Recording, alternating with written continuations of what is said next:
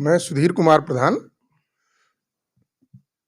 मोहम्मदाबाद तहसील का रहने वाला हूँ। वर्तमान में गाजीपुर शहर में मेरा निजी आवास है, वहीं मैं रहता हूँ। तमाम सारे जो भी पेपर आता है उसमें एक समाचार छपा, उस समाचार के पड़ताल करने के लिए हम आ पहुंचे हैं आपके पास। क्या है पूरा मामला? मामला मेरा एक जमीन से जुड़ा हुआ है। हुआ यह कि पिताजी की मृत्यु के बाद मैंने, सब लोग वरासत कराते हैं, मैंने भी वरासत कराई। उसी दरमियान मुझे एक प्रॉपर्टी में पिताजी का नाम नहीं दिखा, तो जब मैंने पता किया तो पता चला कि चकबंदी के दौरान उसमें पिताजी का नाम छूट गया। चूंकि पिताजी रहते तो इजली वो वरासत तहसीलदार के यहाँ हो जाती, नहीं रहने पे हम लोग उनके पुत्र हैं और वो प्रॉपर्टी हमारे बाबा के नाम थी और बाबा के छोटे भाई उनकी जितनी प्रॉपर्टी थी सबकी उन्होंने रजिस्टर्ड वसीयत की थी पिताजी के सभी भाइयों के नाम। क्योंकि चकबंदी दौरान पिताजी के एक भाई का नाम आया था और छूट गया, तो इसको हम उस समय हम लोग पैदा भी नहीं हुए थे, तो हम उसको क्लेरिकल मिस्टेक कहें या कुछ भी कह सकते हैं, लेकिन ये भ्रष्टाचार का मामला उस समय भी था। और फिर हमने एसडीएम के यहाँ धारा 229 भी, वर्तमान में धारा 144 के अंदर डिक्लेरेशन शूट किया कि मुझे भी इसमें हिस्सेदारी दी जाए। जो नियम है राजस्व संहिता 2006 के अंतर्गत जो नियम है उसके अंतर्गत मैंने अपील किया। क्योंकि चकबंदी में मैं इसलिए नहीं जा सकता कि चकबंदी में धारा 52 प्रकाशित हो गई थी, तो राजस्व नियमावली के अंतर्गत एसडीएम कोर्ट को ये पावर है, डिप्टी कलेक्टर को वो राहत देते हैं। तो चूंकि मैंने उसके अंदर अपील किया, मेरे पास सभी साक्ष्य थे। सबसे बड़ा साक्ष्य तो ये था कि मेरे जितने खातेदार थे उन्होंने अपना शपथ पत्र ये दिया कि हम लोगों का भी हिस्सा इसमें है, हम लोगों की भी डिक्री की जाए। और मैंने बहुत ही हाई कोर्ट की रूलिंग, राजस्व बोर्ड की रूलिंग, सुप्रीम कोर्ट की रूलिंग, कई जजमेंट मैंने लगाया।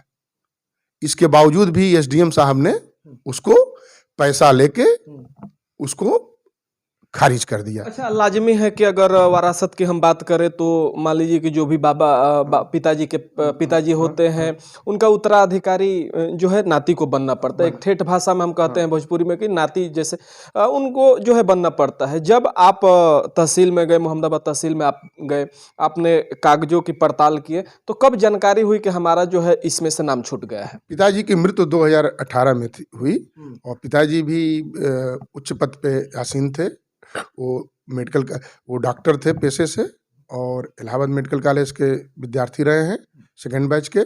तो लाजमी है कि जो सर्विस करता है वो बाहर ही रहेगा और ये किसी से छुपा नहीं है कि गांव घर में जो रहता है वो बेईमानी करता है।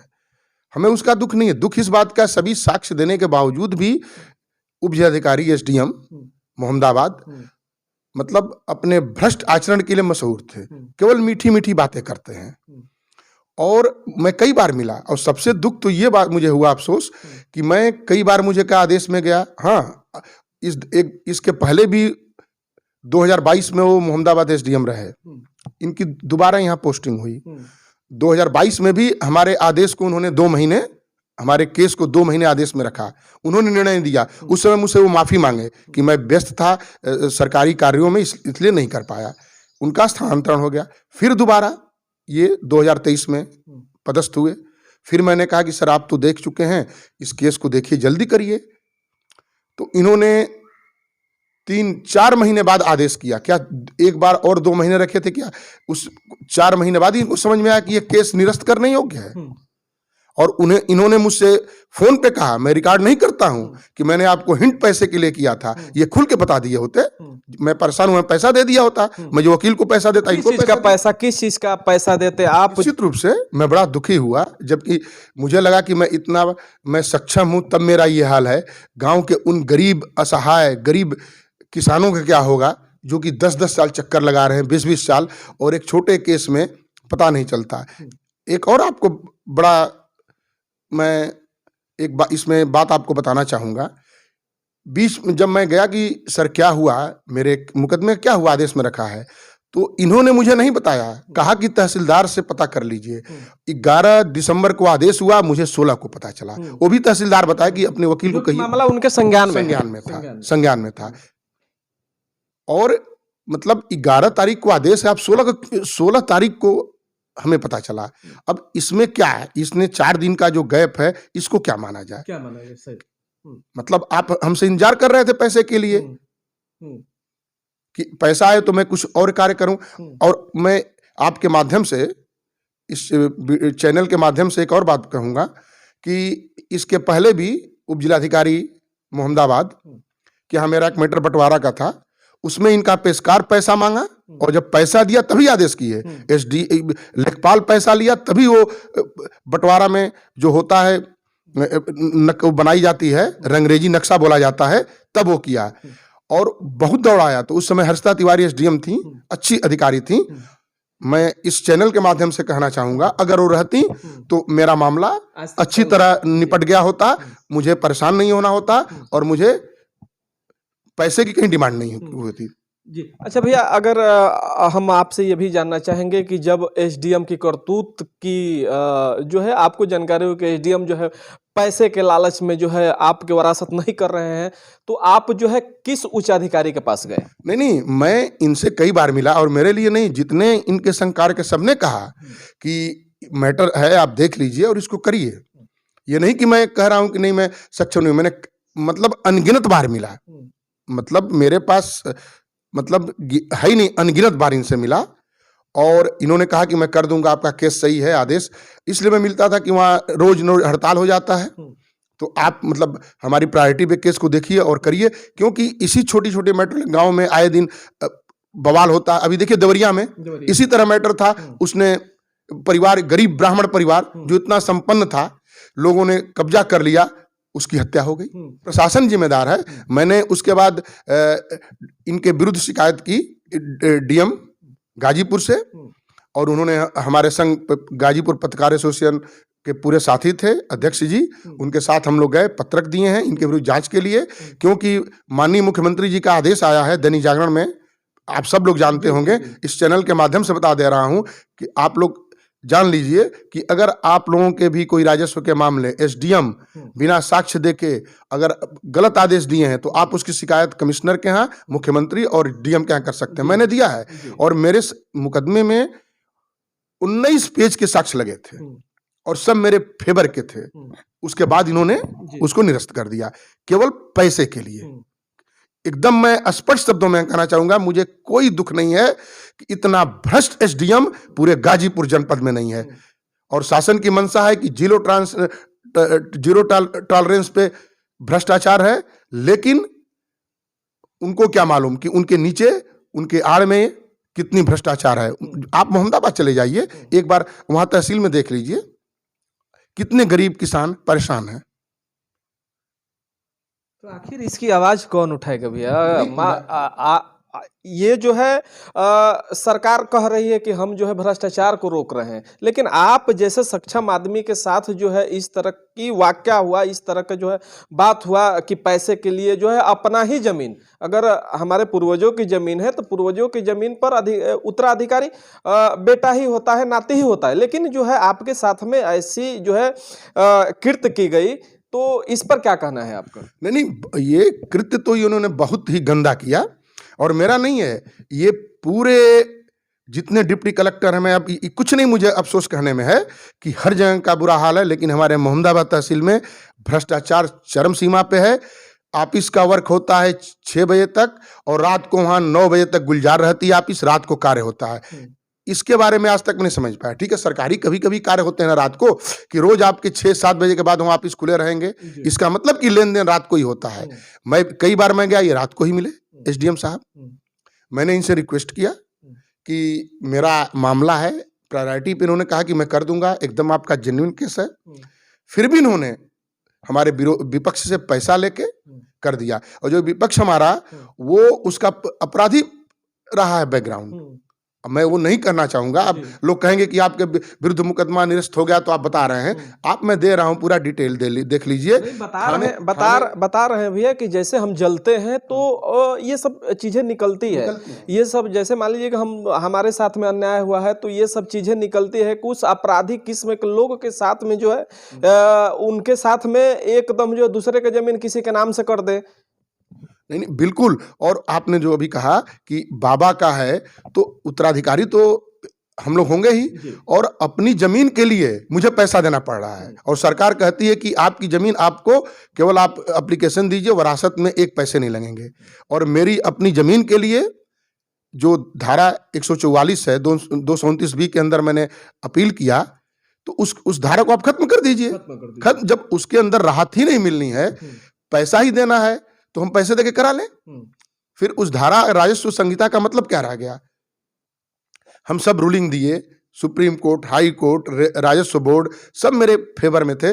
और जो सबसे बड़ी बात कि सहखातेदार भी मेरे पक्ष में बयान दिए थे, उनको भी उन्होंने कहा। और रजिस्टर्ड वसीयत थी, उनको भी इन्होंने दरकिनार किया। और उस विपक्ष से पैसा लेके इन्होंने कर दिया, कारण कि मैं तो पैसा देने वाला था नहीं। पैसा क्यों देंगे आप? आपकी जमीन है, पैसा आप देंगे क्यों? वही ना कि मेरी जमीन है, मैं पैसा क्यों दूं? अगर ये उसके बावजूद भी इन्होंने, मुझे अब लग रहा है कि इन्होंने अगस्त में मेरे आदेश को, मेरे जो केस को आदेश में लगाया था। और अगस्त, सितंबर, अक्टूबर, नवंबर, 11 दिसंबर को आदेश हुआ। तो आपके चैनल के माध्यम से ये मैं कहना चाहूँगा कि जो भी ये चैनल के माध्यम से ये समाचार देख रहे हों, जितने बुद्धिजीवी हों, पढ़े लिखे किसान भाई, आप समझ सकते हैं कि अगस्त में आदेश के लिए गया है और दिसंबर में आदेश हो रहा है। इतने दिन क्या कर रहा था?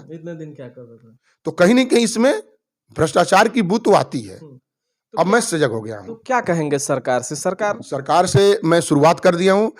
इनके विरुद्ध में शिकायत जिलाधिकारी गाजीपुर से किया, फिर मैं आयुक्त को दूंगा। इनके विरुद्ध में मुख्यमंत्री को लिखूंगा, मंत्री को लिखूंगा, और इनसे संबंधित जितने अधिकारी इनकी शिकायत करूंगा कि ऐसे भ्रष्ट अधिकारी को एसडीएम का पद नहीं दिया जाए, इनको अटैच किया जाए और इनके विरुद्ध विभागीय कार्रवाई की जाए, इनको दंडित किया जाए।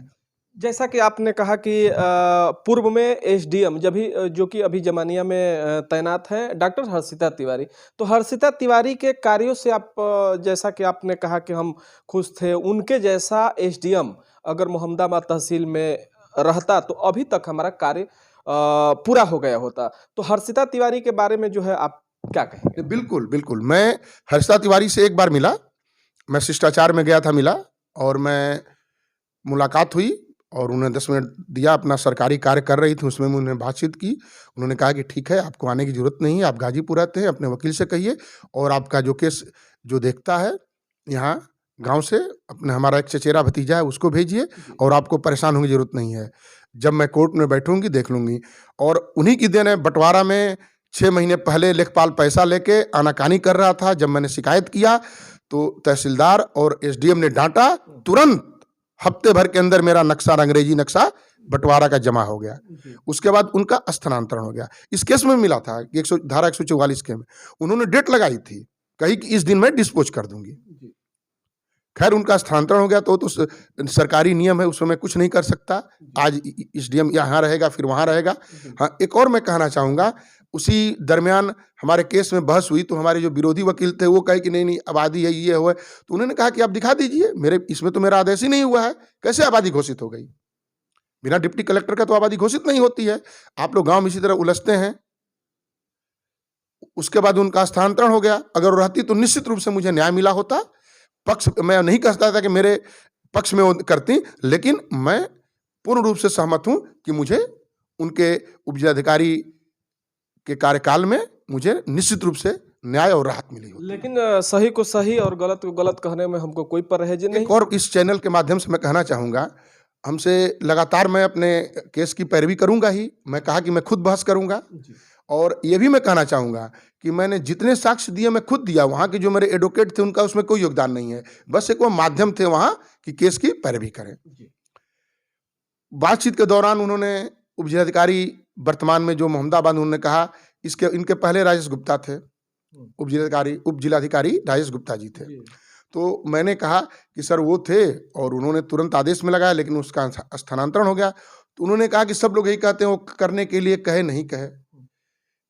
तो मेरा ये कहना है कि आप अपना कार्य करिए। क्या कहा, और एक चैनल से देखिए, अभी याद इस बात वार्ता में वो इन्होंने एक और बड़ी बात भी, एक जाति पे विशेष कमेंट किया। उन्होंने कहा कि आप लोग राय हैं, राय लोग आके यहाँ अनावश्यक दबाव बनाते हैं, ये करते हैं, वो करते हैं, गलत कार्य आप लोग करते हैं, आप लोग गलत तरीके से कार्य कराते हैं, आप प्रॉपर्टी आप गलत है। भाई जब हमारी उस तहसील में हमारी जनसंख्या अधिक है तो राजस्व के मामले आएंगे ही, प्रॉपर्टी हमारी अधिक है, और ये विशेष जात पे कमेंट करते हैं। मेरे सामने की बात है, मैं वो उस अधिकारी का नाम नहीं लूंगा जो वहां बैठा था, क्योंकि उनको नौकरी करनी है, उनके सामने की बात है। कभी ये बात आएगी, मैं उस अधिकारी से आपकी वार्ता करा सकता हूं कि उन्होंने कमेंट किया था कि नहीं किया था एक विशेष जाति पे। क्या आप अधिकारी हैं, उप जिलाधिकारी हैं, आप हमारे फाइल को देखिए, केस को देखिए कि आप एक जाति को लेकर, आपको जात से क्या मतलब है? आप डिप्टी कलेक्टर जात के लिए बने हैं? मैं भी आपकी जात के ऊपर कमेंट कर सकता हूं? मतलब तभी मुझे उस दिन लगा कि ये इतना भ्रष्ट अफसर है, मुझे कुछ न कुछ शक हुआ। लेकिन मैं कहा कि मेरा केस मजबूत है, मेरे सब फेवर में डॉक्यूमेंट लगे हैं, तो नहीं होना। लेकिन उस दिन कमेंट से मुझे लगा कि ये वायस्ड है, वहां विशेष जाति के ऊपर कमेंट करता है और पैसा भी उसी जाति से लेता है, ये भ्रष्ट अधिकारी। और उन्होंने फिर हमारे मामले को, मैं पैसा इनको नहीं दिया तो इन्होंने निरस्त कर दिया। विपक्ष से पैसा लेके इन्होंने मेरा निरस्त कर दिया।